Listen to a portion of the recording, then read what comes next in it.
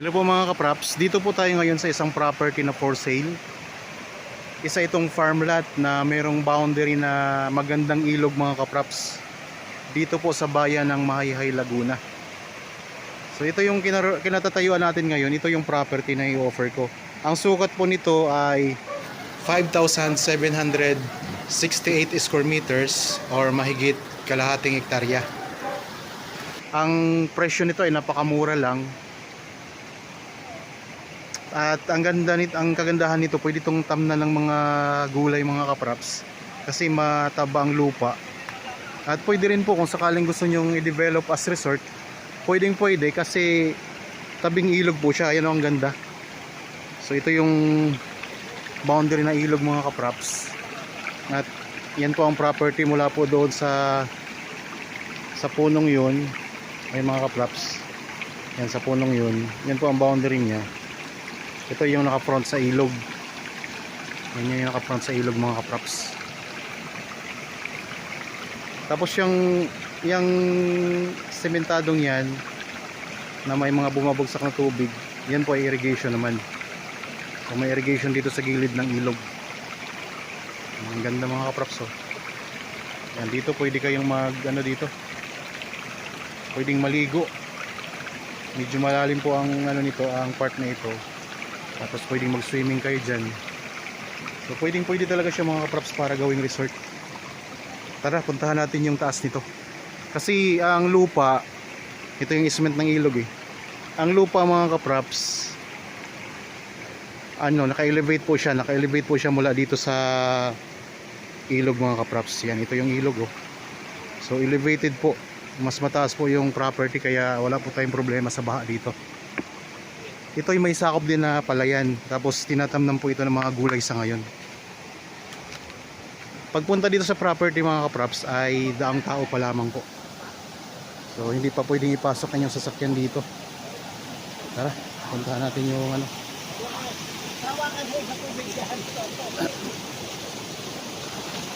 puntahan natin yung loob ng property.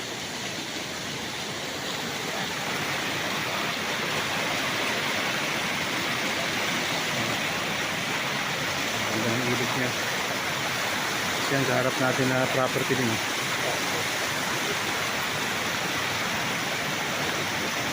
So ibahin muna natin itong frontage nito.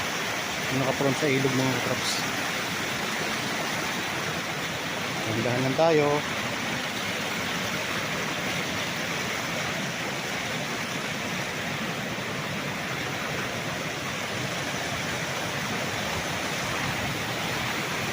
Hanggang dito yung boundary nito eh. Ayan.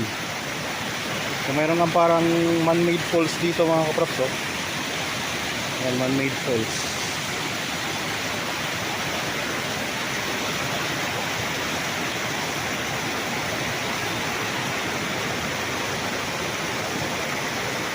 So doon sa part na yon, pantay yung ilog dito sa irrigation na to. Pantay yung ilog mga kapraps. Dito bumababa na yung tubig eh. Okay, hanggang tayo sa taas mga kapraps.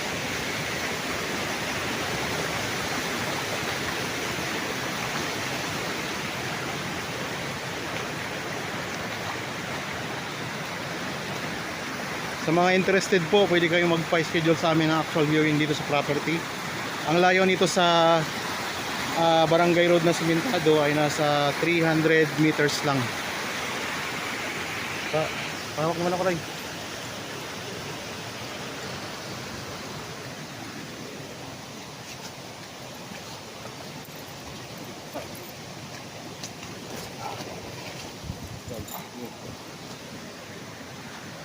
Okay, dito na tayo sa mga kapraps.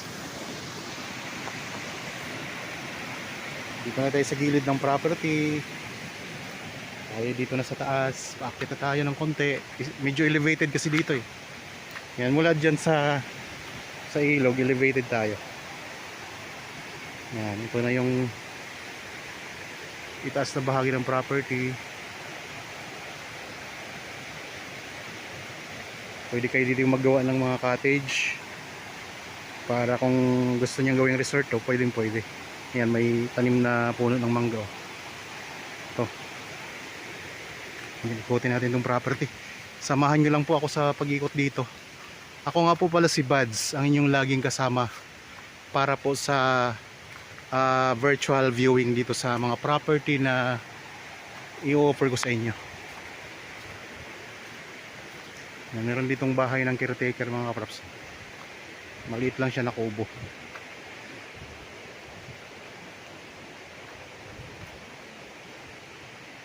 Meron tayong dadaanan ng mga kulay na maliliit na kawayan.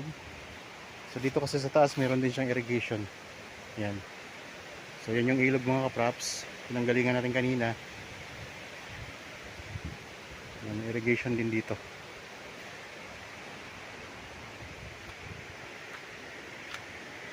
Meron silang ginawang hagdanan dito. Gawa sa lupa. Ganda dito sa part na to. Pag nalinis natin yan, tanaw natin yung kagandahan ng ilog mula dito. Yung view niya.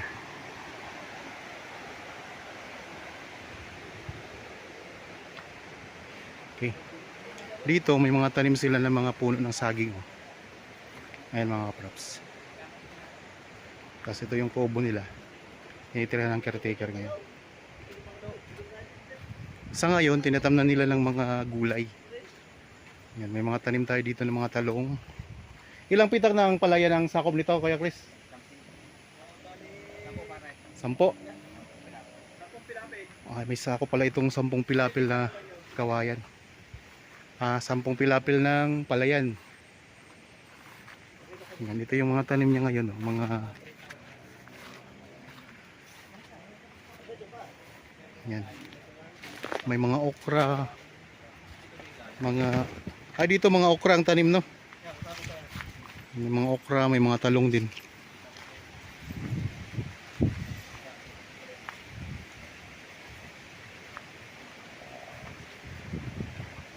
So kung mahilig kayo magtanim mga kapraps, ito perfect po sa inyo. Mga gulay. Tapos may mga saging din dito.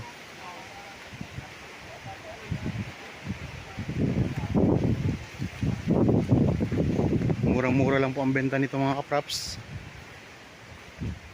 May mga viewers tayo ngayon, mga buyer na na mahilig magtanim, naghahanap ng ganitong property. Ito ay perfect na perfect sa inyo mga kapraps. Ganda. So tabing ilog. At mayroong mga tanim din mga prutas. Ayan, mga puno ng mangga. Dito ay patag ang lupa eh. So doon lang sa bandang ilog ang pa-slope ng konti. Kasi naka-elevate nga yung property.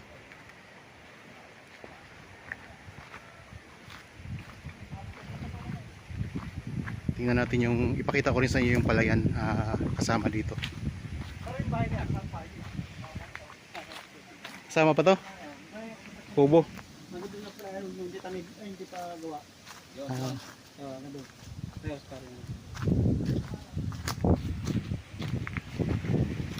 Ang pinaka-boundary niya yung di pa gawa na palayan. Ito kuya. Ito ang boundary.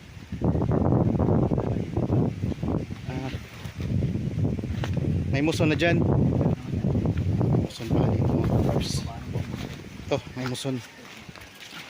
Yan, may muhon. Ito yung muhon niya. Pag ganun to. Ito, may kahoy, may punong kahoy ng antipolo. Tapos diretso naman dito. Oo, yan. Wala naman dito. Bababa naman yan doon. Dahil yung isang tilapia yung kasama dito. So bababa doon. Ito kasama na to. Yung tilapia yun ang napabukod doon, napababa doon. Ayun kasama pa yan. Oo, kasama pa yan. So ayun mga kaprops pala. Itong palayan na to kasama. Tapos yun. Walang gawang palayan. Yan kasama dito. Ito hindi na to kasama. So ang kasama po natin pag ganun po mga kaprops. Pag ganun. Tapos pag ganun. 10 pitak. 10 pitak na palayan ang kasama dito. Sakop sa property. Kasi mahigit kalahating hektarya nga po ang sukat nito mga kaprops. Ang ganda pa ng mga view dito kasi may mga mountain views tayo. Hindi lang natin ngayon matatanaw kasi natatakpan ng ng mga ulap. Ayun, oh, mga mountain views mga kaprops.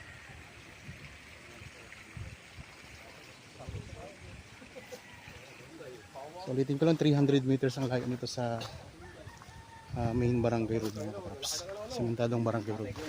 Ang taho no.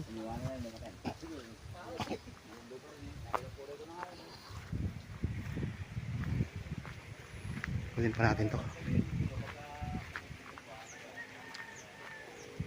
Ito naman, dito ang mga tanim ay mga talong, oh. Yan, may mga bunga na yung mga talong mga kaprops. Sarap dito, maglagay kayo ng rest house ninyo. Ito sa paligid ng inyong rest house palibot ay may mga gulay kayong tanim. Tapos pag tumingin naman kayo sa banda rito, ayan ang matatanaw nating view mga kaprops. Ayan. Yan ang nandun. Nasa gulay nito. Ganun mga kaprops. Tapos pag diniretso natin yan, nandyan po yung simentadong barangay road. Kalsada na po yan dyan mga kaprops. May matatanaw tayong tower, oh. Tower ng cell site po yan mga kaprops yan.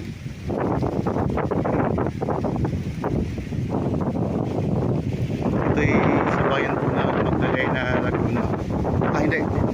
Ito ay sa bayan po pala mga kaprops ng Mahayhay, Laguna. So katabi na rin po ang Mahayhay kasi ng Magdalena. Sarap ng hangin, ah. Meron pa kayo ditong kubo na tambayan mga kaprops, oh.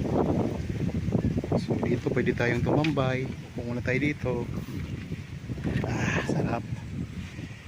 Oh, may papaya na, sayang yung papaya natumba.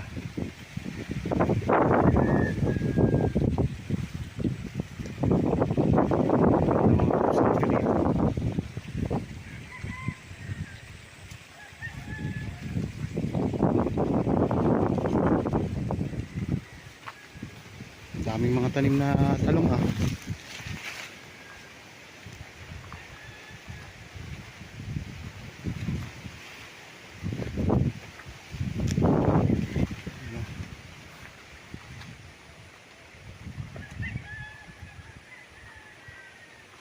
May mga bunga ng maliit pa nga lang ang bunga nito.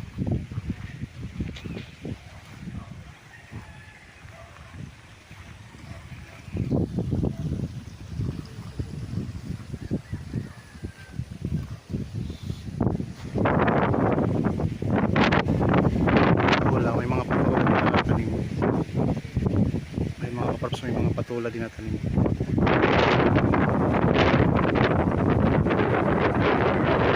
Medyo malakas ang hangin ng konti ngayon mga kaprops. Makulimlim, maambon. Papaya po. Ulitin ko lang po mga kaprops, ha. Ang property na ito ay isang farmland.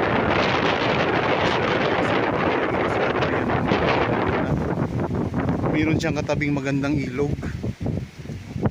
At may sako po na 10 pitak ng palayan. Ayan, ito yung palayan mga kaprops yan. 300 meters po mula dito ay barangay road na po yun mga kaprops. So sa ngayon nga po, hindi pa pwedeng ipasok ninyong sasakyan dito kasi daang tao pa lang po ito mga kaprops. Kaya mura lang po ang benta nito. Ang presyo ay nandyan po sa description box at sa title nitong video. Kung may dagdag katanungan pa kayo na wala dyan sa description box, pwede nyo kaming kontakin.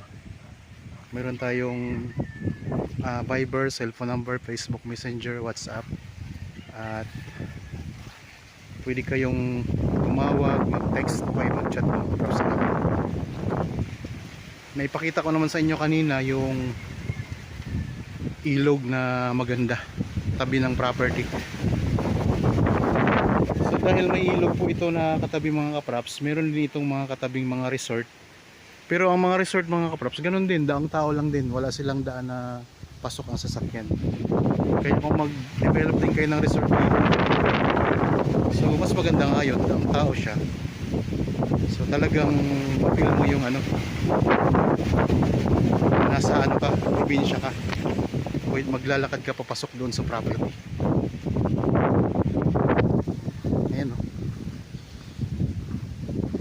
itong kinaroroonan natin, sako pa rin po ito. Itong palayan na to.